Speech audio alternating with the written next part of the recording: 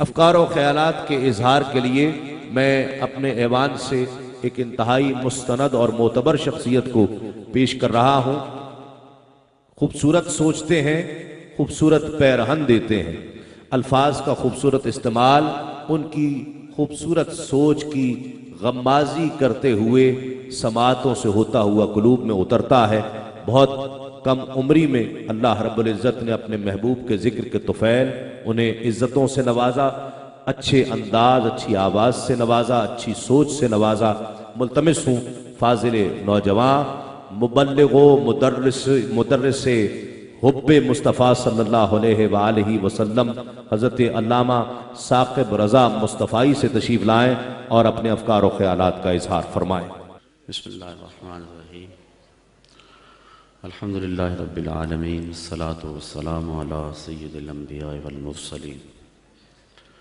قال اللہ تعالی وتبارک فی القرآن المجید والفرقان الحمید۔ بسم اللہ الرحمن الرحیم، والعصر ان الانسان لفی خسر الا الذین آمنوا وعملوا الصالحات وتواصوا بالحق وتواصوا بالصبر۔ صدق اللہ مولانا العظیم وصدق رسولہ النبی الکریم الرؤوف الرحیم۔ اللہم نور قلوبنا بالقرآن وزین اخلاقنا بالقرآن وادخلنا الجنة بالقرآن ونجنا من النار بالقرآن۔ قال اللہ تعالی وتبارک فی شان حبیبہ مخبرا وآمرا، ان اللہ وملائکتہ یصلون علی النبی یا ایھا الذین آمنوا صلوا علیہ وسلموا تسلیما۔ الصلاۃ والسلام علیک یا رسول اللہ وعلی آلک واصحابک یا محبوب رب العالمین۔ تمام حمد و ثنا، تعریف و توصیف اللہ جل مجدہ الکریم کی ذات پاک کے لیے، جو خالق کائنات بھی ہے اور مالک شش جہات بھی۔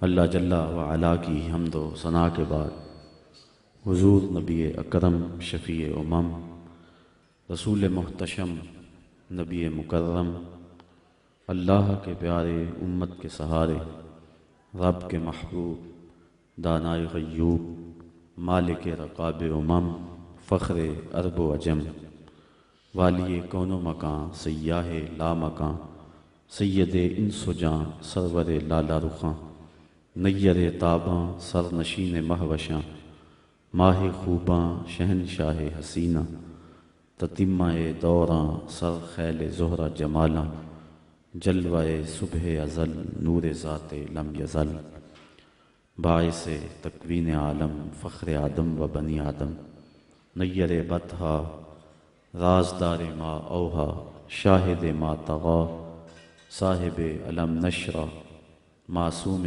آمنہ، احمد مجتبیٰ، حضرت محمد مصطفیٰ صلی اللہ علیہ وسلم کے حضور ناز میں اپنی عقیدتوں، ارادتوں اور محبتوں کا خراج پیش کرنے کے بعد عزت و وقار کی مسندوں پہ جلوہ گر، معزز محترم مہمانان عالی قدر، علماء کرام، معزز سامعین، خواتین و حضرات، السلام علیکم ورحمۃ اللہ وبرکاتہ۔ چند لمحوں کے لیے آپ کے سامنے حاضر ہوں اور چند باتیں آپ کے گوش گزار کر کے اپنی گفتگو کو سمیٹ لوں گا۔ اللہ تعالیٰ میری زبان پہ کلمۃ الحق جاری فرمائے۔ قرآن مجید سے سورۃ العصر کی تلاوت کرنے کا شرف حاصل کیا، اسی کے ضمن و ذیل میں چند باتیں آپ کے گوش گزار کروں گا۔ بظاہر مختصر سی صورت ہے، لیکن اپنے دامن میں وہ معنوی حسن رکھتی ہے کہ حضرت امام شافعی علیہ رحمہ فرماتے ہیں، لو تدبر الناس علی ہذہ السورہ لواسعتہم، اگر لوگ قرآن مجید کی اسی ایک صورت پہ تدبر کر لیں تو یہ صورت ہی ان کے دین و دنیا کے لیے کافی ہو۔ امام طبرانی نے عبید بن حفص سے روایت کی ہے کہ مکی زندگی میں جب بھی دو صحابی آپس میں ملاقات کرتے تو جدا ہونے سے قبل سورۃ العصر کی تلاوت ضرور کیا کرتے تھے۔ اس سورت کا آغاز ایک قسم سے ہو رہا ہے، اور قسم ہے عصر کی، والعصر، قسم ہے عصر کی۔ امام رازی جیسے شخص نے عصر کے 4 معنی بیان فرمائے۔ عصر سے مراد مطلق زمانہ اے الدہر، قسم ہے زمانے کی، انسان خسارے میں ہے۔ دوسرا معنی، عصر سے مراد وقت عصر ہے، جب سورج ڈھل جائے اور ہر چیز کا سایہ اس کے اصلی سائے سے 2 گنا ہو جائے تو اس وقت سے لے کر کے غروب تک وقت عصر ہوتا ہے۔ جس طرح اللہ تعالیٰ نے چاشت کے وقت کی قسم سورۃ الضحیٰ میں فرمائی، یہاں سورۃ العصر میں اللہ نے عصر کے وقت کی قسم فرمائی۔ تیسرا معنی، عصر سے مراد نماز عصر ہے۔ نماز عصر کی اہمیت کے پیش نظر نماز عصر کی قسم فرمائی گئی ہے۔ چوتھا معنی جس کو امام رازی نے بیان فرمایا، امام قرطبی بھی بیان فرماتے ہیں، اور میں اس پر ہی چند باتیں آپ کے گوش گزار کرنی ہے۔ عصر سے مراد وہ کہتے ہیں زمانہ خاص ہے، اور اس سے مراد زمانہ رسالت مآب صلی اللہ علیہ وآلہ وسلم ہے۔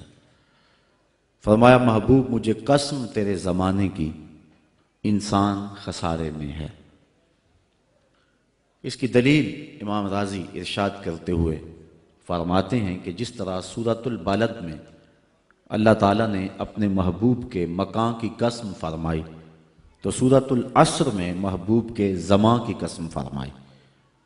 تو ارشاد فرمایا محبوب مجھے تیرے مکان کی بھی قسم، مجھے تیرے زمان کی بھی قسم۔ سورۃ البلد میں ارشاد فرمایا محبوب مجھے اس شہر کی قسم۔ یہ سورت بالاتفاق سورت مکی ہے، اس پر کوئی مفسرین کی دوسری رائے موجود نہیں ہے۔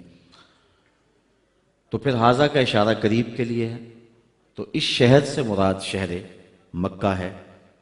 تو مکہ کی قسم کیوں فرمائی گئی؟ شہر مکہ عزتوں کا ظرف ہے، اس میں اللہ کا گھر کعبۃ اللہ ہے، مقام ابراہیم ہے، چاہے زمزم ہے، صفا اور مروہ اللہ کی نشانیاں ہیں۔ یہ وہ بابرکت شہر ہے جس کے چپے چپے پہ برکتیں پھیلی ہوئی ہیں۔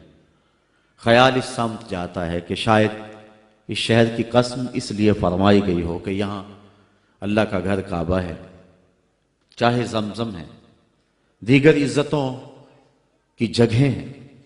لیکن اگر بات کو یوں ہی تشنا چھوڑ دیا جاتا تو شاید جو ہمارے دل میں ہے کوئی زبان پہ نہ لانے دیتا، اور اگر ہم زبان پہ لاتے تو عقیدتوں کا شاخسانہ قرار دیا جاتا۔ لیکن اللہ تعالیٰ نے آگے خود ہی وضاحت فرما دی کہ اے لوگو میں شہر مکہ کی قسم کیوں فرما رہا ہوں؟ عزتوں کی جگہیں اپنی جگہ پہ، لیکن اس شہر کی قسم اس لیے فرما رہا ہوں وَأَنْتَ حِلٌّ بِهَذَا الْبَلَدِ، محبوب اس شہر کی گلیوں میں تو چلتا رہا ہے، اس شہر کی ہواؤں نے تیری سانسوں کو چوما ہوا ہے، اس لیے میں اس شہر کی قسم فرما رہا ہوں۔ علماء کے مابین اس میں اختلاف ہے کہ مکہ افضل ہے یا مدینہ افضل۔ بعض نے کہا مکہ افضل، دلائل دیے، بعض نے کہا مدینہ افضل، اس پہ دلائل دیے۔ لیکن ایک شخص کی بات مجھے بڑی پسند آئی۔ ایک محقق کہتا ہے کہ جب حضور مکے میں تھے تو مکہ افضل تھا، جب مدینے میں آ گئے تو مدینہ افضل ہو گیا۔ یہ سارا مجد و شرف حضور کے دم سے ہے. جہاں جہاں وہ گزرتے گئے شرف پھیلتا گیا. اور اگر میں نشور وحدی کا لہجہ ادھار لے لوں تو اس نے کہا تھا کہ چند لمحوں کے لیے ٹھہرے تھے تم جس پیڑ کے نیچے، سنا ہے آج تک اس پیڑ کا سایہ مہکتا ہے. اور ظہوری کا انداز سادہ ہے لیکن ہے 2 قدم آگے. وہ کہتا ہے مکے کی ہواؤں میں، طیبہ کی فضاؤں میں ہم نے تو جدھر دیکھا سرکار نظر آئے. یا رسول اللہ. تو جہاں جہاں سے وہ گزرتے گئے وہاں شرف پیدا ہوتا گیا. وہ کہتا ہے جب حضور مکے میں تھے تو مکہ افضل تھا، اور جب مدینے میں آ گئے تو مدینہ افضل ہو گیا. تو اللہ تعالیٰ نے اس آیت کریمہ کے اندر اپنے محبوب کے شہر مکہ کی قسم فرمائی اور اس کی وجہ بھی ارشاد کی کہ محبوب مکے میں تم رہتے ہو، تمہارا گھر ہے، تمہارے بسیرے ہیں، اس لیے مجھے شہر کی قسم. تو امام رازی فرماتے ہیں جس طرح سورۃ البلد میں اللہ نے اپنے محبوب کے مکان کی قسم فرمائی، یہاں سورۃ العصر میں اللہ نے اپنے محبوب کے زمان کی قسم فرمائی. محبوب مجھے تیرے مکان کی بھی قسم، مجھے تیرے زمان کی بھی قسم. والعصر اس سے مراد ہے محبوب کا زمانہ. قسم ہے محبوب کے زمانے کی، چونکہ مجد و شرف محبوب کے زمانے میں ہے. بغداد میں ایک شخص روٹیاں بیچتا تھا. جو تازی روٹی وہ 1 روپے کی، جو باسی روٹی وہ 2 روپے کی. کسی نے اس کو روک کر کے پوچھا کہ کیا ماجرا ہے؟ باسی روٹی تو 8 آنے کی ہونی چاہیے اور تم اس کو 2 روپے کی بیچ رہے ہو. اس نے کہا کوئی لیتا ہے یا نہیں، میرا ریٹ یہی ہے. کہا بتا تو صحیح کہ باسی روٹی قیمتی زیادہ کیسے ہے؟ تو اس نے کہا کہ یہ جو باسی روٹی ہے اس کو تازہ روٹی کی نسبت 1 دن حضور کے زمانے سے قربت زیادہ ہے. حضور کی قربت کی وجہ سے اس کا وزن ہے اور اس کی قیمت ہے. تو کائنات میں جس کو بھی عزت ملی اور جس کے پاس بھی کوئی شرف ہے وہ حضور کے دم سے ہے. ہم نے قطرہ دیکھا نہ کبھی دریا پہ غور کیا، بس جہاں تیری جھلک نظر آئی وہیں ڈوب گئے. تو اس نسبت کے دم سے بہار ہے اور کائنات کا سارا حسن حضور کے قدموں میں ہے. تو کہا محبوب مجھے قسم تیرے زمانے کی، انسان خسارے میں ہے. اب انسان تو خسارہ ماننے کو تیار نہیں ہے. وہ کہتا میں تو خسارے میں نہیں ہوں، میں تو ہواؤں کے دوش پہ اڑتا ہوں، میں تو کائنات کو نخچیر بنایا ہوا ہے، زمانہ میرا باج گزار ہے، ستاروں پہ کمندے میں ڈال چکا ہوں، میں اپنی زندگی کو آسائشوں سے بھر لیا ہوا ہے. کہاں وہ گھاس پھوس کے جھونپڑے اور کہاں عالی نصب کوٹھیاں، کہاں کھانے کے لیے نان شبینہ بھی میسر نہیں تھا، اور کہاں اتنے کھانے کہ انتخاب مشکل ہو جاتا ہے، کہاں پیوند لگے ہوئے کپڑے اور کہاں اتنے لباس ہیں کہ بدلنے کی باری نہیں آتی ہے. تو میں تو خسارے میں نہیں ہوں، میں تو ہواؤں کے دوش پہ اڑتا ہوں، میں تو سمندر کی تہوں میں اتر جاتا ہوں، میں تو پوری دنیا کو گلوبل ولیج بنا لیا ہوا ہے، میں تو کائنات کا سارا حسن کشید کر لیا ہے، میں تو خسارے میں نہیں ہوں. اللہ کہتا ہے محبوب مجھے قسم تیرے زمانے کی یہ خسارے میں ہے. یہ خسارہ ماننے کو تیار نہیں، اور اللہ کہتا ہے محبوب مجھے تیرے زمانے کی قسم یہ خسارے میں. تو امام راضی فرماتے ہیں، آپ فرماتے ہیں جو خسارہ ہے یہ انسانیت کا ہے. اگر یہ ہواؤں کے دوش پہ اڑتا ہے تو یہ انسان کا کمال نہیں ہے، یہ تو چڑیا بھی اڑتی ہے، یہ تو مکھی بھی اڑتی ہے. اگر یہ پانی میں تیرتا ہے تو یہ تو مچھلی بھی تیرتی ہے. اگر اس نے آسائشیں اور سہولتیں اپنے لیے تلاش کر لی ہیں تو وہ تو دوسری مخلوقات کو بھی حاصل ہیں. تو انسان کا خسارہ ہے، انسان کا. یہ جو عروج جس کی یہ کہانی سنا رہا ہے یہ حیوانیت کا عروج ہے، اس کی انسانیت کہاں گئی؟ ہواؤں کے دوش پہ تو اڑتا ہے لیکن من کی دنیا سے تو ناآشنا ہے. یہ ستاروں پہ کمندے تو ڈال رہا ہے، ہمسائے کی تو خبر نہیں سے کو. یہ دنیا کے اوپر بڑا باخبر شخص ہے لیکن اس سے جو ہے وہ اپنے من کی خبر بھی نہیں ہے. ہمارا نرم رو قاصد پیام زندگی لایا، خبر دیتی تھی جن کو بجلیاں وہ بے خبر نکلے. یہ تو من سے ناآشنا ہے. کہاں گئی اس کی انسانیت؟ یہ ہواؤں میں اڑتا ہے، اگر چاند کی چھاتی پہ قدم رکھ چکا ہے وہاں سے خاک لا کے دکھاتا پھرتا ہے کہ یہ میں نے جو چاند سے خاک جو ہے وہ اکٹھی کی تھی اور یہ دیکھو میں تمہارے سامنے رکھ رہا ہوں، تو زمین پہ پہلے تھوڑا بوجھ تھا کہ اور خاک لے آیا، انسانیت کو اس کا کیا فائدہ ہوا؟ یہ انسانیت کا عروج نہیں ہے، انسان تو خسارے میں ہے، انسانیت تو ڈوب رہی ہے۔ گھر کی آگ بجھی تو کچھ سامان بچا تھا جلنے سے، سو وہ بھی ان کے ہاتھ لگا جو آگ بجھانے آئے تھے۔ اس کی انسانیت کہاں گئی؟ یہ بھائی ہو کے بھائی کا گلا نہیں کاٹ رہا، کہاں گئی اس کی انسانیت؟ کہا محبوب مجھے قسم ہے تیرے زمانے کی، یہ خسارے میں ہے۔ اور قسم محبوب کے زمانے کی اس لیے فرمائی کہ محبوب کے زمانے میں انسان عروج پہ تھا، انسان نقطہ کمال پہ تھا۔ اس دور کا انسان دیکھنا ہو تو ابو بکر و عمر کو دیکھو۔ تو کہا محبوب مجھے قسم تیرے زمانے کی، یہ انسان خسارے میں، اگرچہ یہ ہواؤں کے دوش پہ اڑتا ہے لیکن اس کی انسانیت لٹ چکی ہے۔ اور اگر اس نے انسان دیکھنا ہے تو محبوب آئے تیرے دور میں۔ یہ تو بھائی بھائی کا گلا کاٹ رہے، خون سفید ہو گیا، ایکسیڈنٹ میں جو بچ جاتے ہیں وہ مرنے والوں کی گھڑیاں اتارتے ہیں۔ اس کی تو حالت انسانی جو ہے وہ برباد ہو چکی ہے، لیکن حسن دیکھنا ہے انسانیت کا تو آئے تیرے دور میں۔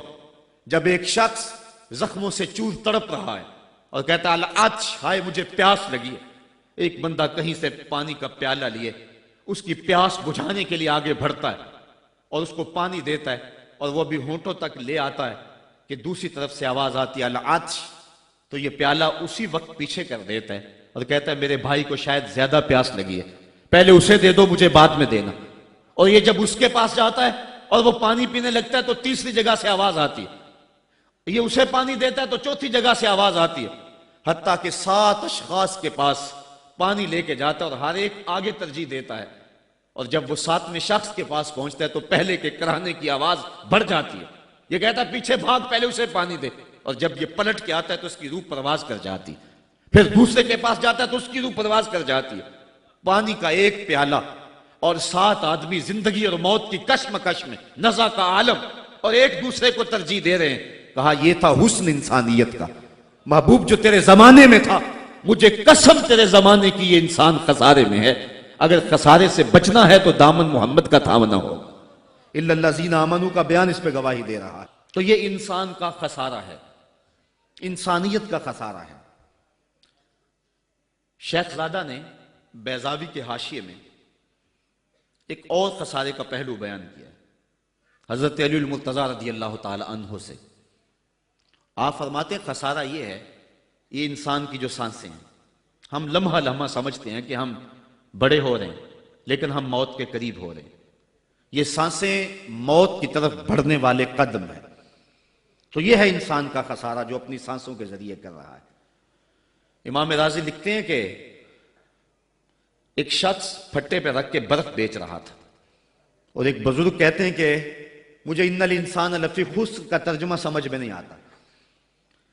جب اللہ کرم نوازی فرمانے لگے تو پھر ہدایت کے سامان اس کے لیے بنتے چلے جاتے ہیں، اور جب کسی کی بہتری کا اللہ ارادہ نہ کرے تو اسے قرآن سے بھی ہدایت نہیں ملتی ہے۔ تو وہ کہتے ہیں میں گیا بازار میں، سمرقند کا بازار تھا، وہاں ایک آدمی پھٹے پہ رکھ کے برف بیچ رہا تھا، اور آواز کیا لگا رہا تھا، توجہ چاہوں گا، کہہ رہا تھا ارحموا من یذوب راس مالہ، اور میرے پہ رحم کرو، مجھ سے برف لے لو، اگر تم نے برف خریدنے میں دیر کر دی تو میں کمائی کیا کرنی ہے، جو میں نے پیسے لگائے ہیں وہ بھی میرے لٹ جائیں گے، میرا راس المال بھی برباد ہو جائے گا، کیونکہ برف ایسا سودا ہے کہ اگر گاہک وقت پہ نہ پہنچے تو نقصان ہو جاتا ہے۔ کوئی اور چیز ہے آج نہیں بکی تو کل بیچ لیں گے، کل نہیں تو پرسوں بیچ لیں گے، لیکن برف کا اگر گاہک وقت پہ نہ آیا تو کمائی کیا کرنی ہے، راس المال بھی لٹ جائے گا۔ تو وہ جانے والوں کو کہہ رہا تھا ارحموا من یذوب راس مالہ، اور میرے پہ رحم کرو، مجھ سے برف لے لو، اگر تم نے دیر کر دی تو میرا اثاثہ بھی لٹ جائے گا، میرا راس المال بھی برباد ہو جائے گا۔ تو وہ بزرگ فرماتے ہیں جب اس نے یہ بات کہی تو مجھے ان الانسان لفی خسر کا ترجمہ سمجھ میں آ گیا۔ میں نے کہا کہ ہم بھی اپنے سانسوں کی برف کو پگھلا رہے ہیں، اور قطرہ قطرہ جس طرح برف پگھلتی ہے، سانس سانس کر کے زندگی پگھل رہی ہے۔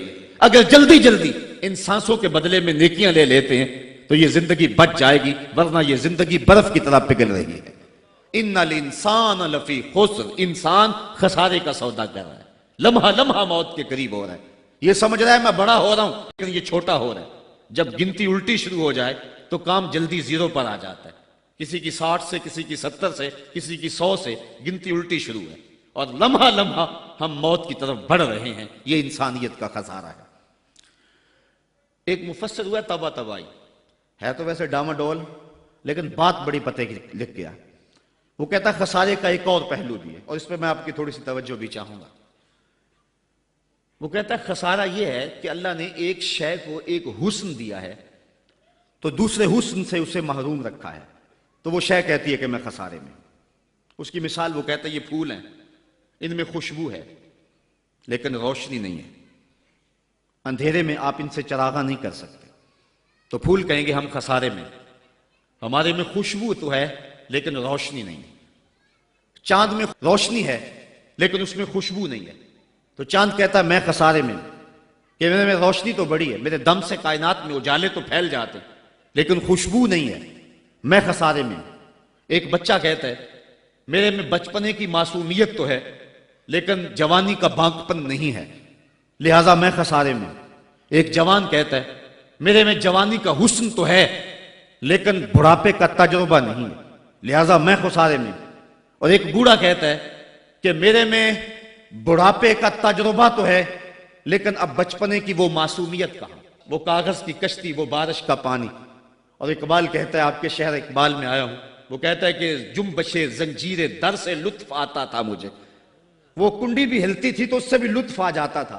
آج تو نغمے بھی نہیں نہ بہلاتے، لیکن اس بچپن میں کنڈی کے ہلنے سے بھی لطف آ جاتا تھا تو غم بھول جایا کرتے تھے. وہ کیا کسی نے کہا تھا کہ اپنے جل جانے کا بھی احساس نہیں تھا، جلتے ہوئے شعلوں کو چھیڑا کرتے تھے. اب تو ایک آنسو بھی رسوا کر جاتا ہے، بچپن میں جی بھر کے رویا کرتے تھے. اب تو وہ رونے کا حسن بھی نہیں نہ رہا، تو کہا کہ میرے پاس بڑھاپے کا تجربہ تو ہے لیکن بچپنے کی معصومیت نہیں ہے، لہٰذا میں خسارے میں ہوں. ایک شب زندہ دار کہتا ہے کہ میرے پاس سحری کے آنسو تو ہیں لیکن علم کا بانکپن نہیں ہے. اور ایک عالم کہتا ہے کہ میرے پاس علم کے کمال تو ہیں لیکن تہجد کے سجدے نہیں ہیں، لہٰذا میں خسارے میں ہوں. بلبل کہتی ہے میرے لہجے میں تو حسن ہے لیکن میرے بازوؤں میں طاقت نہیں ہے، لہٰذا میں خسارے میں ہوں. شیر کہتا ہے میرے بازوؤں میں تو طاقت ہے لیکن میرے پر نہیں ہے کہ میں اڑ سکوں، لہٰذا میں خسارے میں ہوں. کوئل کہتی ہے میرے لہجے میں تو جادو ہے لیکن رنگ میرا کالا ہے، لہٰذا میں خسارے میں ہوں. مور کہتا ہے میرے پروں میں تو حسن ہے لیکن میرے پاؤں بدصورت ہیں، لہٰذا میں خسارے میں ہوں. تو وہ کہتا ہے کہ کائنات کی ہر شے کسی نہ کسی طرح خسارے میں ہے، لیکن پھر کہتا ہے اگر تمہیں شوق ہو کہ ایک ذات ایسی بھی دیکھیں جس میں خسارہ نہ ہو تو آؤ مدینے کی گلی میں آ جاؤ. حسن کی ساری شوخیاں، جمال کے سارے کریمے اور حسن کا سارا بانکپن اگر ایک ذات میں دیکھنے کا شوق آ جائے، حسن یوسف دم عیسیٰ ید بیضا داری، ہما دارند آنچ خوباں تو تنہا داری. کائنات حسن جب پھیلی تو لا محدود تھی اور جب سمٹی تو تیرا نام بن کے رہ گیا. اگر یہ شوق ہو کہ کائنات کے سارے حسن ایک پیکر میں دیکھیں تو کہا اس کے لیے میں نے ایک محمد ہی بنا دیا ہے. سارے حسن ایک پیکر میں آپ کو ملیں گے، سارے کمال اور سارے جمال اور سارے عروج اور ساری عزتیں اور سارے مراتب آپ کو ایک ذات میں جمع ملیں گے، اور محمد ہوتا ہی وہ ہے جو مجمع کمالات ہو. تو کہا کہ یہ ہے ایک خسارے کا پہلو، اور کائنات میں ایک ہی شخص ہے جو خسارے سے بچا ہوا ہے. اب جو اس ذات سے وابستہ ہوگا وہ بھی خسارے سے بچ جائے گا.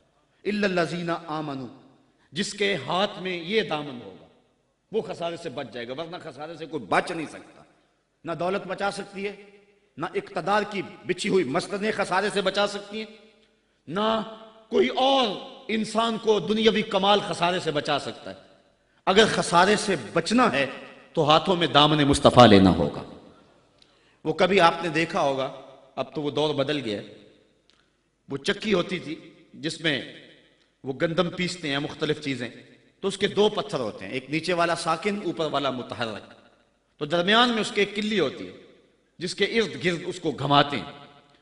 تو وہ جو دانے ہیں وہ درمیان خالی جگہ میں ڈالتے ہیں، اس کو گالا کہتے ہیں، اس میں ڈالتے ہیں.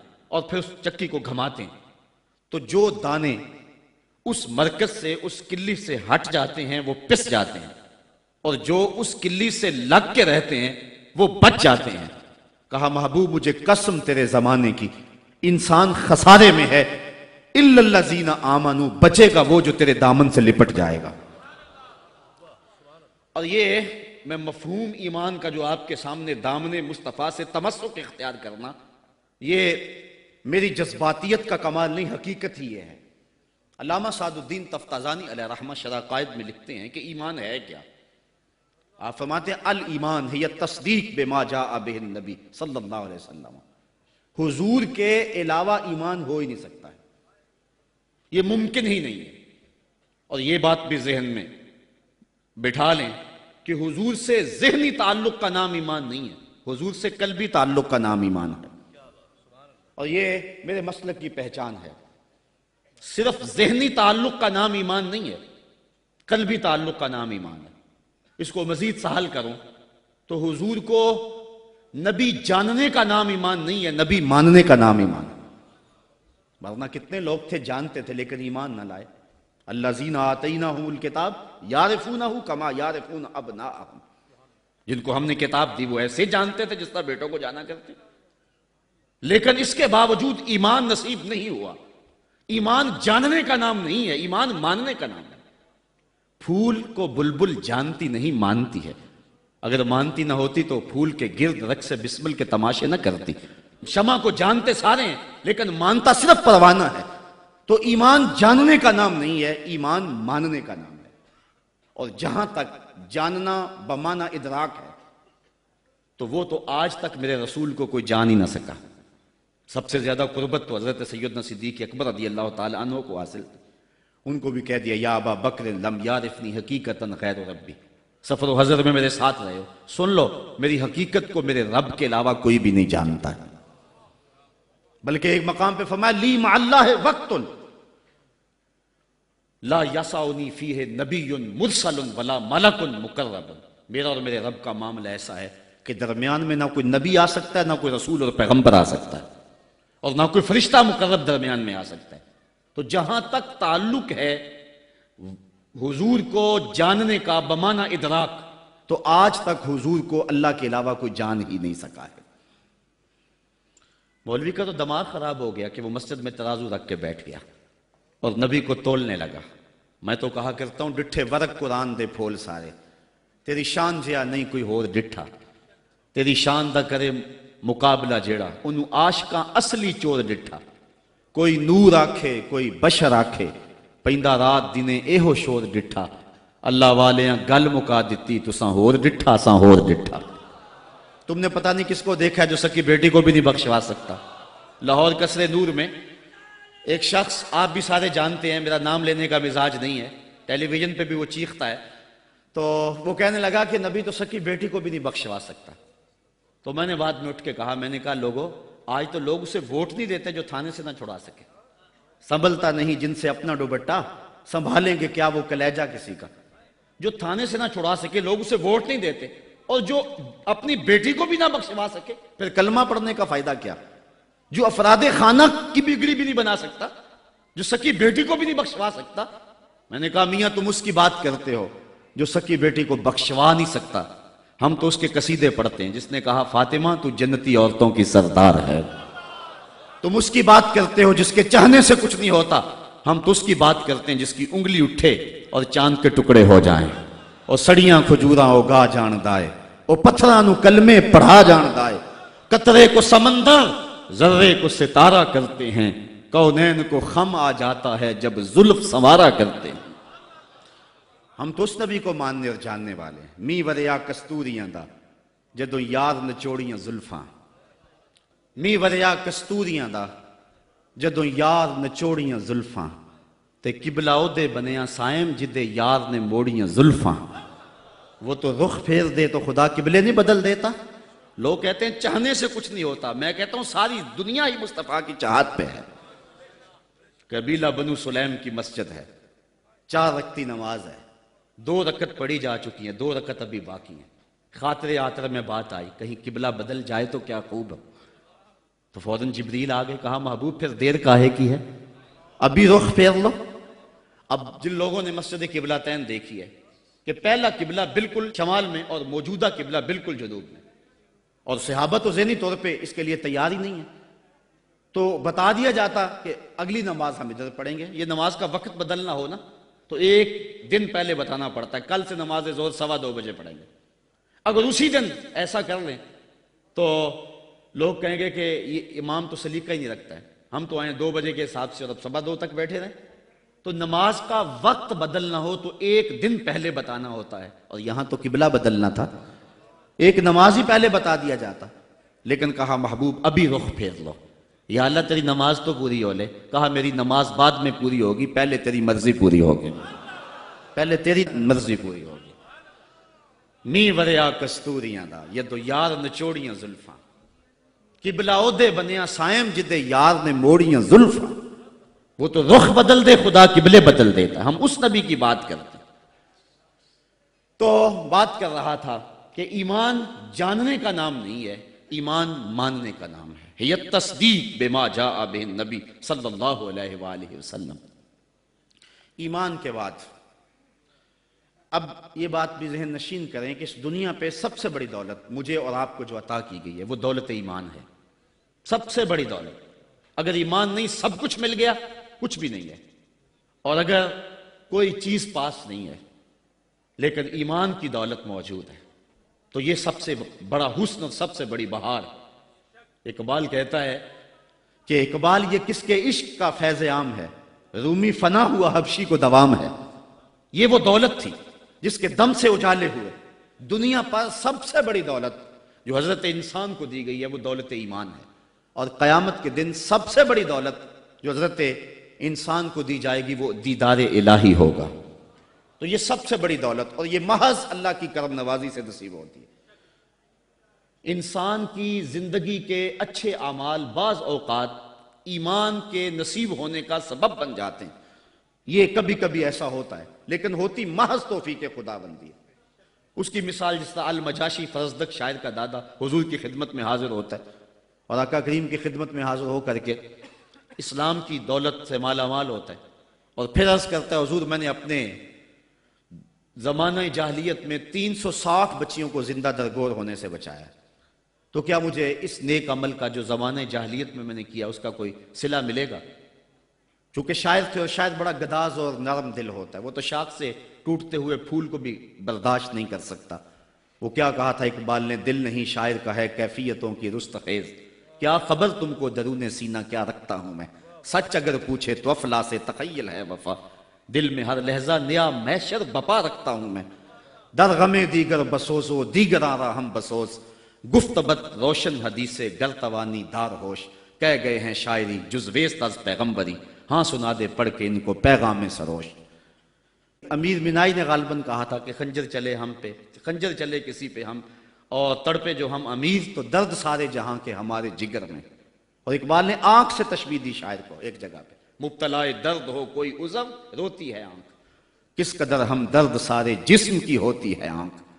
تو جب کوئی ظالم باپ اپنی بیٹی کو زندہ درگور کرنے لگتا تو یہ کہتا کہ میں تڑپ اٹھتا، گابن اونٹنیاں دے کر کے اس بچی کی جان چھڑا لیتا۔ اس طرح میں نے 360 بچیوں کی جان چھڑائی، کیا زمانہ کفر میں کیے گئے میرے اس نیک عمل کی مجھے کوئی جزا ملے گی؟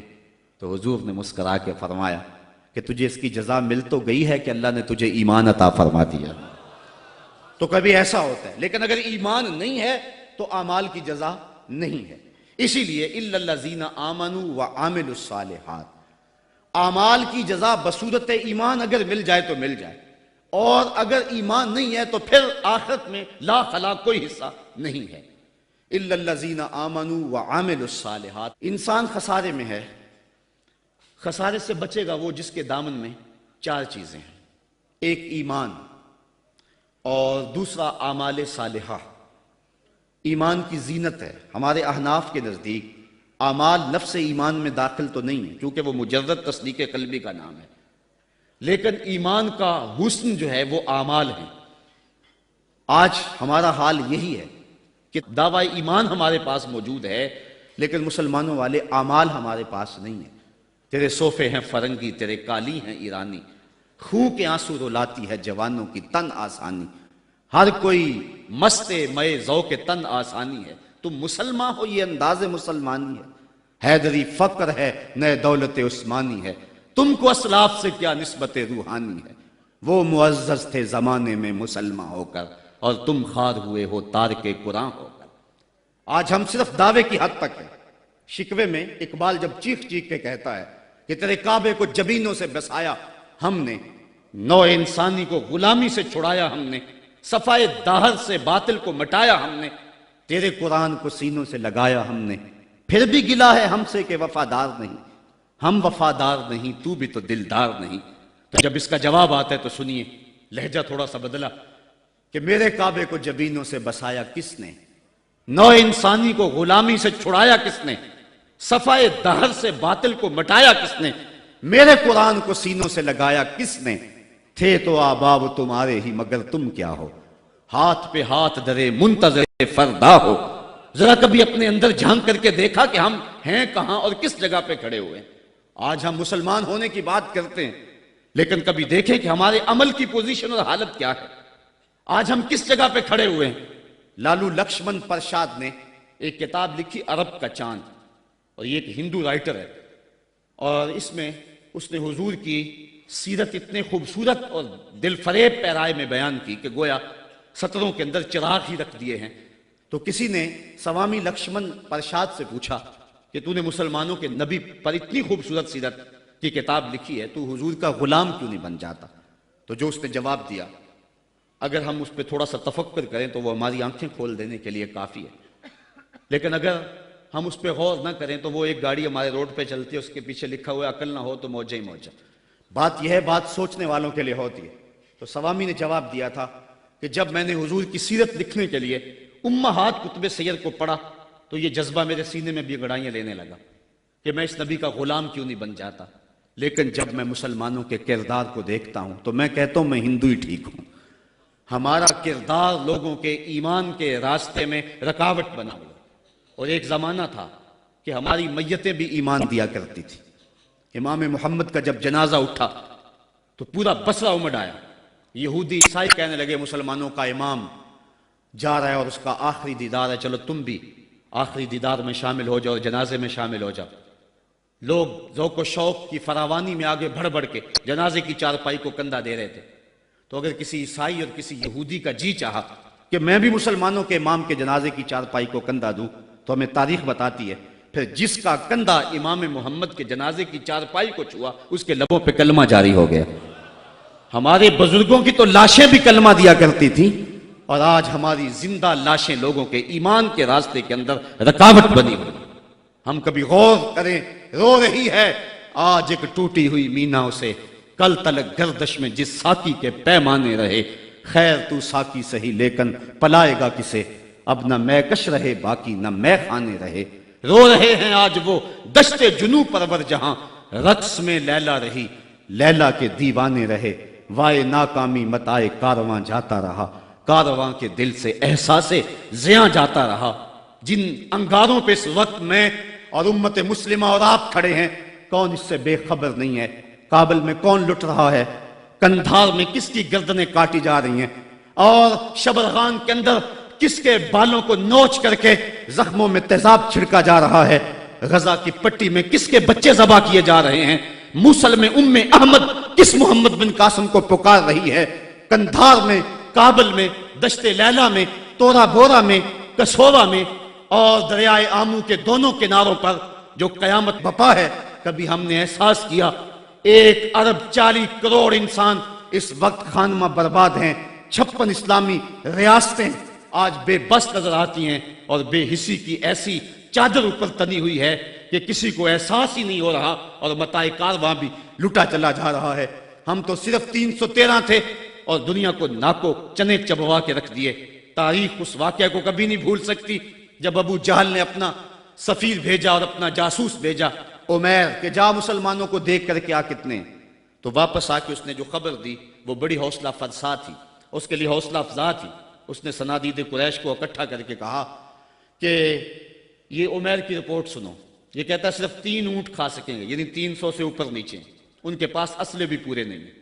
تو میری مشاورت یہ ہے صبح لڑائی کی نوبت نہیں آئے گی، رسیاں کٹھی کرو، صبح انہیں پکڑیں گے، اونٹوں کی پشتوں پہ جکڑیں گے اور جا کے حرم کعبہ کی دیواروں کے ساتھ باندھ دیں گے، جو بعد میں دور دور سے لوگ آیا کریں گے ان کو ان کا تماشا دکھایا کریں گے۔ یہ نئے لوگ تھے جنہوں نے ایک نئے دین کی داغ بیل ڈالی تھی۔ جب یہ ساری باتیں وہ کر چکا تو عمیر نے جو بات کہی، تاریخ نے اس کو محفوظ کیا۔ عمیر کہنے لگا تم کہتے ہو رسیاں کٹھی کرو، میں اس قوم کو دیکھ کے آیا ہوں، اگر میری بات مانتے ہو تو رات کی تاریکی میں بھاگ سکتے ہو تو بھاگ جاؤ، واللہ میں نے ایسے لوگ دیکھے ہیں۔ اس کے لفظ ہیں وَلَٰكِنْ رَأَيْتُ يَا مَعْشَرَ قُرَيْشَ الْبَلَايَا تَحْمِلُ الْمَنَايَا، اے قریش کے سرداروں اتنا بھی تکبر میں نہ آؤ، میں ان آنکھوں سے دیکھ کر کے آیا ہوں کہ یثرب کی اونٹنیاں اپنی پشتوں پہ نری موتیں اٹھا کے لے آئی ہیں اور وہ زخمی سانپوں کی طرح پیچ و تاب کھا رہے ہیں، اور کل ان میں سے کوئی مرے گا نہیں جب تک تم میں سے ایک ایک کو لڑ نہیں جاتا۔ تو اگر تمہارے اتنے لوگ مارے جائیں تو افسوس ہے تمہارے جینے پہ۔ تم کہتے ہو رسیاں کٹھی کرو، میرا مشورہ ہے رات کی تاریکی میں بھاگ سکتے ہو تو بھاگ جاؤ۔ پھر اگلے دن عظیمت کی جو داستاں مسلمانوں نے رقم کی، اس دن کو میرے رب نے بھی یوم فرقان کہہ کے پکارا۔ آج اگر ہم دیکھیں اپنے آپ کو، ہم کس جگہ پہ کھڑے ہیں؟ 1,40,00,000,000 انسان اور یہ ہجوم اور 56 اسلامی ریاستیں، اور آج ہمارے اوپر جو حال ہے، آج ہے رسوا زمانے میں کلاه لالا رنگ، جو سراپا نازتے ہیں آج مجبور نیاز۔ آج ہم جس جگہ پہ کھڑے ہوئے کون نہیں جانتا ہے، ہر سمت دکھ ہی دکھ پھیلا ہوا ہے۔ ہمیں بڑی سنجیدگی سے سوچنے کی ضرورت ہے اور اپنے عمل کے محاسبے کی ضرورت ہے۔ یہ پچھلے دن گجرانوالہ میں بھی سڑکوں پہ لوگ نکل آئے تو میں بھی لوگوں میں شامل تھا، اور کون شخص ہے کہ جس کو امریکہ کے ساتھ ہمدردی ہوگی اور بش کے لیے دل میں کوئی نرم گوشہ ہوگا؟ وہ بدبخت شخص جس کی آستین کے ایک ایک تار سے مسلمانوں کا لہو ٹپکتا ہے۔ تو میں نے لوگوں کو جو جوش و غضب میں نعرے لگا رہے تھے، ایک بات میں نے کہی تھی، میں نے کہا تھا آج تم امریکہ سے ٹکرانے کی بات تو کر رہے ہو، لیکن کبھی اپنے آپ کو جھانک کر کے دیکھا تمہاری مسجدوں کی لیٹرینوں کے جو لوٹے ہیں وہ بھی تو زنجیروں سے بندھے ہوئے ہیں۔ یہ تمہاری اخلاقی گراوٹ کی کہانی ہے۔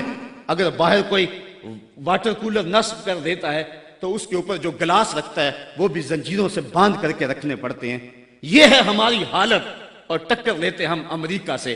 ہم کبھی اپنے پاؤں کو بھی تو دیکھیں، اپنی صورت کو بھی تو دیکھیں، اپنے کردار کو بھی تو دیکھیں کہ ہم کس جگہ پہ کھڑے ہوئے ہیں۔ ایک اچھا مسلمان تو بننے کی بڑی دور کی بات ہے، ہم ابھی تک تو ایک قوم نہیں بن سکے ہیں۔ ہم نے غور کرنا ہے اِلَّا الَّذِينَ آمَنُوا وَعَمِلُوا الصَّالِحَاتِ۔ اسلام ہم سے عمل مانگتا ہے، صرف زبانی دعووں سے کچھ نہیں ہوگا۔ عمل سے ہم نے اس دعوے پہ دلیل فراہم کرنی ہے۔ وَتَوَاصَوْا بِالْحَقِّ وَتَوَاصَوْا بِالصَّبْرِ، حق اور صبر کی وصیت۔ بات لمبی ہو رہی ہے اس لیے میں اپنی بات کو مختصر کرتا ہوں۔ یہ وصیت کا جو تکرار ہے اس میں بھی مفسرین فرماتے ایک حسن ہے تاکہ مومن کبھی بھی وصیت کے عمل کو کبھی نہ چھوڑے۔ امام قرطبی نے حق پر جو ہیں وہ 3 قول بیان فرمائے ہیں۔ ایک قول یہ ہے کہ حق سے مراد قرآن ہے، اور میں اس پہ 2 باتیں آپ کے پیش کر کے اجازت چاہوں گا۔ اس دور میں بلکہ ہر دور میں قرآن کے دامن کو تھامنا ہی جو ہے وہ نجات کی ضمانت ہے۔ امام ترمذی نے حضرت علی المرتضیٰ سے حدیث جو ہے وہ تخریج کی ہے کہ حضور قرب قیامت کے تذکروں سے لوگوں کو آگاہ کر رہے تھے۔ تو عرض کی حضور پھر اس دور میں بچنے کی صورت کیا؟ تو بے ساختہ فرمایا اللہ کی کتاب قرآن مجید، جو اس کتاب سے جڑ جائے گا بچ جائے گا، اور جو اس کتاب سے پہلو تہی کرتا رہا اللہ اسے گمراہ کر دے گا۔ یہ وہ پاکیزہ کتاب ہے جو روشنیوں کا منبع ہے۔ قرآن مجید کے 5 حق ہیں، اس پہ الگ بحث کی جا سکتی ہے، لیکن میں ایک بات آپ کے سامنے رکھنا چاہتا ہوں بڑے درد دل کے ساتھ کہ کیا ہم نے قرآن مجید کے حقوق کو پہچانا؟ آج ہم قرآن مجید کے ساتھ جو اس کتاب ہدایت کا تقاضا تھا کیا ہم نے پورا کیا؟ یہ بات درست ہے کہ گھر میں قرآن ہوگا تو برکتیں اتریں گی، اس بات کا بھی کوئی انکار نہیں کرتا۔ مکان بنایا، فیکٹری بنائی ہے، دکان بنائی ہے، تو بچوں کو بلا کے قرآن مجید کی تلاوت کروا لیں، برکت ہوگی۔ میں اس کا انکار بھی نہیں کرتا کہ مرنے والے کی روح کو اصالِ ثواب کریں گے تو اس کی قبر میں نور اترے گا۔ یہ بات بھی درست ہے کہ قرآن کے نور کے مقابلے میں کوئی ناری مخلوق نہیں ٹھہر سکتی، اس کے الفاظ کا دم کریں تو شفا نصیب ہوگی۔ لیکن مجھے بتاؤ کیا قرآن مجید کے نزول کا مقصد یہ تھا آپ کے شہر اقبال میں ہوں، آؤ اقبال سے پوچھ لیتے ہیں، بڑی خوبصورت بات کر گیا۔ بندے صوفی و ملا اسیری حیات از حکمت قرآن گیری، بآیاتش ترا کار جزی نیست کیا از یاسین او آساں بمیری۔ وہ کہتا ہے تو جاہل صوفی اور کاہل ملا کے ایسے پھندے میں پھنسا کہ تو نے قرآن سے زندگی تلاش نہیں کی۔ قرآن کی آیتوں سے تجھے صرف اتنا ہی کام رہ گیا کہ جب تیرے بوڑھے کی روح اٹک گئی تو سورہ یاسین لے کے بیٹھ گیا تاکہ اس کی روح آسانی سے نکلے۔ اقبال کہتے ہیں اس میں کوئی شک نہیں ہے کہ اس کی روح آسانی سے نکل جائے گی، لیکن مجھے تو افسوس تیرے پہ یہ ہے کہ تو نے قرآن سے بھی مرنا ہی سیکھا۔ جس قرآن سے تو نے مرنا سیکھا، کاش اس قرآن سے تو نے جینا بھی سیکھ لیا ہوتا۔ اس کا ایک ایک حرف زندگی بخش ہے، اس کا ایک ایک لفظ نور بانٹتا ہے، حیات آفری ہیں اس کی آیتیں، اور یہ کتاب برکت ہی نہیں، کتاب ہدایت بھی ہے، یہ کتاب رحمت لوگوں کو زندگیاں دیتی ہے، حیات بخش ہے یہ کتاب۔ اس سے وابستگی اختیار کرنے والا زندگی کا حسن پا جاتا ہے، لیکن تو نے اس قرآن سے بھی مرنا ہی سیکھا، اور تو نے اس کو بس اسی مقصد کے لیے قرآن کو پڑھا۔ کاش اس قرآن سے تو نے جینا بھی سیکھ لیا ہوتا اور زندگی کا حسن اس سے کشید کر لیا ہوتا۔ وَتَوَاصَوْا بِالْحَقِّ، حق سے مراد جو ہے وہ قرآن ہے۔ وَتَوَاصَوْا بِالصَّبْرِ، اور صبر سے مراد ایک تو دکھوں پہ صبر ہے، شدائد پہ صبر ہے، اور امام قرطبی اور امام رازی اور دیگر ائمہ تفسیر لکھتے ہیں اس سے مراد عبادت پر تسلسل یہ بھی مراد ہے، صبر سے مراد استقامت علی الدین بھی مراد ہے، اور صبر سے مراد جو ہے وہ مشکل حالات میں دین کے دامن کو تھامے رکھنا یہ بھی مراد ہے۔ آج میری اور آپ کی حالت یہ ہے کہ آج ایک فیشن کے طور پہ یہ بات کہی جاتی ہے جی دین پہ چلنا بڑا مشکل ہے۔ میں پوچھتا ہوں دین پہ آج چلنا مشکل ہے یا جب بلال حبشی چلے تھے تو اس وقت چلنا مشکل تھا؟ آج تو ہم مسجد میں آئے تو قالین بچھے ہوئے تھے، گرم پانی دستیاب تھا، ہیٹر چل رہے تھے، اور ہم کہتے دین پہ چلنا بڑا مشکل ہے۔ ذرا ان سے پوچھو جن کی چمڑی بھی ادھیڑ کے رکھ دی گئی، جن کے جسموں کو لوہے کی ٹنگیوں سے چھید دیا گیا، لیکن انہوں نے نہیں کہا تھا کہ دین پہ چلنا مشکل ہے۔ حضرت بلال حبشی کو جو ہے وہ سنگریزوں پہ کھینچا جاتا ہے اور وہ کنکر ان کے جسم میں کھپ جاتے ہیں اور کھینچ کر کے پھر نکالا جاتا ہے، کبھی تپتے ہوئے کوئلوں پہ ان کو رکھا جاتا ہے، امیہ بن خلف چنگاڑتا ہے بلال رک جاؤ چمڑا ادھیڑ دیں گے، لیکن بلال مسکرا کے کہتا ہے تو ترش شروع ہو کے گالی ہزار دے، یہ وہ نشہ ہی نہیں جسے ترشی اتار دے۔ اور بدنامی سے بڑھتا ہے محبت کا جنون، نشہ اتنا ہی تیز ہوتا ہے جتنی ہوا لگتی ہے، تو جو کرنا ہے کر۔ بلکہ بلال حبشی کو تپتی ہوئی ریت پہ لٹایا اور سینے پہ رکھا پتھر، اور بلال مسکرا رہے، اور کوئی شخص پاس سے گزرا، کہا بلال مسکرا رہے ہو اور یہ تمہارے اوپر اتنا ظلم اور جبر کر رہے ہیں؟ تو بلال حبشی نے جو جواب دیا، کہا تم بازار میں جاتے ہو نا مٹی کا برتن خریدنے، تو اس کو بھی ٹھونک بجا کے دیکھتے ہو کہ اس کی آواز تو ٹھیک ہے کہیں کچا تو نہیں ہے، کہا تم تو برتن بھی خریدتے ہو تو ٹھونک بجا کے دیکھتے ہو، میرا رب بلال کی خریداری کر رہا ہے، وہ ٹھونک بجا کے دیکھ رہا ہے کہ کہیں بلال کچا تو نہیں ہے۔ میں کہتا ہوں مالک خرید لے بلال کو، خرید لے بلال کو، یہ کچا نہیں ہے، تیری راہ میں جان بھی مارنی پڑی تو قربان کر دے گا۔ آج شور ہم نے ڈالا ہوا ہے، بڑا مشکل ہے دین کے اوپر چلنا۔ ذرا اس کی کہانی بھی پڑھو، ذرا اس کی زندگی بھی دیکھو کہ جس کی دونوں ٹانگوں کو دونوں اونٹوں کے ساتھ باندھ دیا گیا اور کہا پھر جا اپنے نظریے سے، ورنہ ابھی جب اونٹوں کو ہانکیں گے تیرا جسم چر جائے گا اور دو حصوں میں تقسیم ہو جائے گا۔ اس نے کہا کر لو جو کرنا ہے، اور جب اونٹوں کو ہانکا لگایا گیا، ہمیں تاریخ بتاتی ہے کہ جب اس کا جسم چرنے لگا اور سرخ سرخ قطرے گرنے لگے تو ہماری عقل تو یہی کہتی ہے کہ اس نے چیخوں سے آسمان کو سر پہ اٹھا لیا ہوگا، لیکن ہمیں تاریخ نے بتایا جب تک زباں بولتی رہی اس کے لبوں پہ یہی تھا، فزت برب الکعبہ، فزت برب الکعبہ، کعبے کے رب کی قسم میں زندگی کی بازی جیت گیا ہوں۔ آج شور ہم کر رہے ہیں، یار ہم سے تو وہ عورت اچھی، ابھی دور کی بات نہیں ہے، اقبال نے نظم کیا وہ ایران کی طاہرہ نامی عورت جس کو ایک کنویں کے کنارے کھڑا کیا، اس کے سامنے اژدہا ڈالے اس کنویں کے اندر اور بچھو ڈالے اس کنویں کے اندر، کہا پھر جا اپنے نظریے سے ورنہ اس میں پھینک دیں گے تجھے۔ اس نے کہا مجھے ایک رات کی مہلت دے دو، کہا جا دی۔ رات گزر گئی، پھر وہاں لے جایا گیا، کنویں کے کنارے کھڑا کیا گیا، وہ کنواں جس میں اس کے سامنے بڑے بڑے سانپ اور اژدہا ڈالے تھے، کہا پھر جا اپنے نظریے سے ورنہ تجھے دھکا دے دیں گے اور یہ سانپ تیری بوٹیاں نوچ لیں گے۔ اس نے کہا پھینک دو، کہا تو نے رات سوچا نہیں ہے؟ کہا میں نے سوچنے کے لیے رات تو نہیں مانگی تھی، میں نے رب کی عبادت کے لیے مانگی تھی، میں نے تو استقامت طلب کرنے کے لیے مانگی تھی، رب سے یہ عرض کرنے کے لیے رات مانگی تھی مالک عورت ذات ہوں، اور میرے سامنے اتنے سانپ اور اتنے بچھو پھینکے گئے، اور جب میں ڈالی گئی نا اس کنویں میں تو وہ میری بوٹیاں توڑیں گے، مجھے ڈنگ ماریں گے، کہیں ایسا نہ ہو کہ میری چیخوں کی آواز غیر محرم سنیں اور پھر وہ تمسخر اڑائیں اس پہ، اور محمد عربی کی امت کی ایک باندی پر وہ تمسخر اڑائیں اور کہے اڑائیں۔ میرے مالک مجھے صبر دے دے، مجھے حوصلہ دے دے، اور میں نے رب سے یہ حوصلہ مانگ لیا ہے، اب پھینک دو، تم میری چیخ نہیں سنو گے۔ ہم میں سے تو وہ عورت اچھی تھی، اور آج ہم جو ہے وہ کہتے ہیں بڑا چلنا مشکل ہے دین پہ، ان کی چمڑیاں بھی ادھیڑ دی گئی۔ حضرت خباب بن ارت کے ساتھ کیا نہ ہوا، حضرت سمیہ کے ساتھ کیا نہ ہوا، حضرت زنیرہ کے ساتھ کیا نہ ہوا۔ پڑھیں تاریخ، عظیمتوں پہ مشتمل تمہاری تاریخ ہے، اور آج ہم کس جگہ پہ کھڑے ہیں، اور آج ہم دین کے لیے تھوڑی سی تکلیف بھی برداشت نہیں کرتے، بلکہ ہماری بے غیرتی کا حال تو یہ ہے کہ بیرون ملک جانے کے لیے لوگ اپنے آپ کو مرزائی نہیں لکھ رہے۔ مرزائی ختم نبوت کا باغی ہے، مرزائی گستاخ رسول ہے، ایک منٹ کے سینکڑویں سیکنڈ کے مطابق بھی جو ہے وہ اپنے آپ کو گستاخ رسول کو کہلوانا کیسے مومن گوارا کر سکتا ہے؟ آج کتنے لوگ ہیں جو مرزائی لکھ کے بیرون ملک چند ٹگوں کے لیے جو ہے وہ اپنا دین بیچ رہے ہیں۔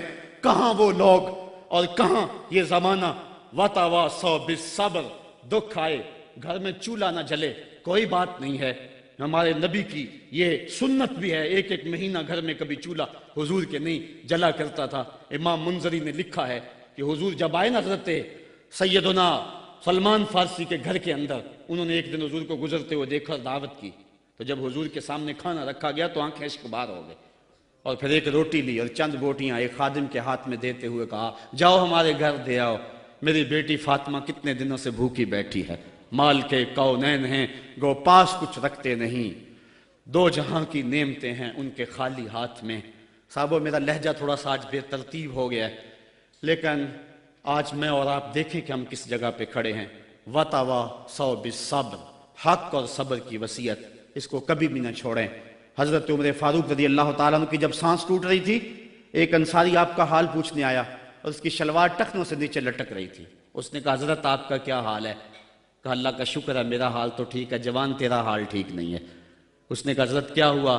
کہا یہ شلوار اوپر کر لے، یہ تہبند اوپر کر لے، ایک تو تیرے کپڑے ناپاک ہونے سے بچ جائیں گے، دوسرا تیرا رب بھی راضی ہو جائے گا۔ اور اس کے بعد آپ کی سانس ٹوٹ گئی اور دائی اجل کو لبیک کہہ گئے۔ تو وصیت کے عمل کو آج ہم نے چھوڑ دیا ہوا ہے، اور آج ہماری جو حالت ہے اور جس جگہ پہ ہم کھڑے ہیں، اسی کشتی کو ہے خوف تلاطم صد حیف، منہ موڑ دیے تھے جس نے بڑھتے ہوئے طوفانوں کے۔ ہم توڑتے تھے تو زمانہ ہمیں راستہ دیتا تھا، دنیا ہماری باج گزار تھی اور ہم کائنات کے حکمراں تھے، لیکن آج وہ لمحے، وہ اندلس کی کہانیاں اور وہ سسلی اور سکلیا کے اندر جو کچھ ہماری جو ہے وہ عظیمتوں کی کہانیاں تھیں، آج کہاں ہیں؟ آج کابل میں، کندھار میں، قلعہ جنگی میں، دشت لیلہ میں، تورا بورا میں، تکریت میں، موصل میں، بغداد میں، القدس میں، کشمیر میں، دریائے آمو کے دونوں کناروں پر اور ڈل جھیل کے اندر تیرتی ہوئی لاشیں آج کیا کہانی بتا رہی ہیں، اور ہم کس جگہ پہ کھڑے ہیں۔ صاحبو ہمیں پوری طرح سے یکسوئی سے آگے بڑھنے کی ضرورت ہے، اور سورۃ العصر ہمیں جس سمت بلا رہی ہے یہ اس عصر اور اس زمانے کا تقاضا ہے۔ اللہ تعالیٰ میرے بے ترتیب جملوں کو اپنی بارگاہ میں قبول فرمائے، اور وہ رب ایسا فرماتا ہے اشہد بلال عند اللہ اشہد، بلال کی اشہد بھی اللہ کے ہاں اشہد ہے، تو اللہ تعالیٰ میری اشہد کو قبول کر لے اور میرے لفظوں کا درد دلوں میں اتار دے، اور اللہ امت کو کھویا ہوا مقام عطا فرما دے۔ کار ما آخر شدو آخر زما کار نہ شد، مشتے خاکے ما غبارے کوچائے یارے نہ شد۔ ورنہ جی تو نہیں چاہتا تھا کہ بات کو چھوڑوں، جی چاندہ اس رات نو میں محشر دی فجر تک روک لواں، جے وس چلے میرا تے سونے نو حشر تک روک لواں۔ نہ نظر کرم دی چات مکے، نہ یہ بات مکے، نہ یہ رات مکے، مگر دل کے ارمان نہ پورے ہوئے تھے ابھی، یہ غضب ہو گیا کہ سحر ہو گئی۔ ان کی زلفیں جدھر بھی بکھرتی گئیں، گیت گاتی ہوئی شب ادھر ہو گئی۔ ان کی آنکھوں میں ایسا نشہ تھا فراز، جس نے دیکھا وہی لڑکھڑاتا گیا۔ اس سمت ہی بہاروں کے رخ پھر گئے، جس طرف کے نشیلی نظر ہو گئی۔ چاند گہنا گیا، مہر شرما گیا، حسن ہر ایک شے کا سوا ہو گیا، ان کے آنے کا یارو مزہ آ گیا، پوری دنیا ہی شیر و شکر ہو گئی۔ کن کی کنجی ہے جس کی زباں وہ نبی، جس کی قرآن ہے داستاں وہ نبی، ان کی نظروں کی وسعت کی کیا بات ہے، جب بنی ہم پہ ان کو خبر ہو گئی۔ تم سے فریاد ہے گنبد خضرا والے، کعبے والوں کو ستاتے ہیں کلیسا والے۔ وآخر دعوانا ان الحمد۔ حضرت علامہ فاضل نوجوان ثاقب رضا مصطفائی افکار و خیالات کا اظہار فرما رہے تھے۔ بقول ان کے بے ترتیب الفاظ انہوں نے قلوب و اذہان میں جو تلاطم بپا کیا ہے، میری دعا ہے کہ اللہ رب العزت اس کا اثر تا دیر قائم رکھے۔ جھنجھوڑ دینے والے افکار خوبصورت دل فریب نہیں دل نشیں انداز کے ساتھ انہوں نے پیش کیا کہ چہرہ گردش ماحول نکھر جائے گا، ایٹمی دور کا انسان سدھر جائے گا۔ اے نئے دور تجھے امن کی حاجت ہے اگر، اے نئے دور تجھے امن کی حاجت ہے اگر، تھام لے دامن سرکار سنور جائے گا۔ اے نئے دور تجھے امن کی حاجت ہے اگر، تھام لے دامن سرکار سنور جائے گا۔ کہ یہ آرزو نہیں کہ قائم یہ سر رہے، یہ آرزو نہیں کہ قائم یہ سر رہے، میری دعا تو ہے کہ تیرا سنگ در رہے، میری دعا تو ہے کہ تیرا سنگ در رہے۔ اور اے ساقی تیری خیر تیرے میں کدے کی خیر، اے ساقی تیری خیر تیرے میں کدے کی خیر، ایسی پلا کہ جس کا نشہ عمر بھر رہے، ایسی پلا کہ جس کا نشہ عمر بھر رہے۔ اور شعر قابل توجہ ہے، سب احباب بالخصوص صاحبان تصوف کی خصوصی توجہ چاہوں گا کہ فرقت کی سختیاں مجھے منظور ہیں مگر، فرقت کی سختیاں مجھے منظور ہیں مگر، اتنا ضرور ہو کہ تجھے بھی خبر رہے، اتنا ضرور ہو کہ تجھے بھی خبر رہے۔ اور اے جانے جاں تو ہی تو ہے مقصود کائنات، اے جانے جاں تو ہی تو ہے مقصود کائنات، میرا نشان رہے نہ رہے تو مگر رہے، میرا نشان رہے نہ رہے تو مگر رہے، یہ آرزو نہیں کہ قائم یہ سر رہے، میری دعا تو ہے کہ تیرا سنگ در رہے، میری دعا تو ہے کہ تیرا سنگ در رہے۔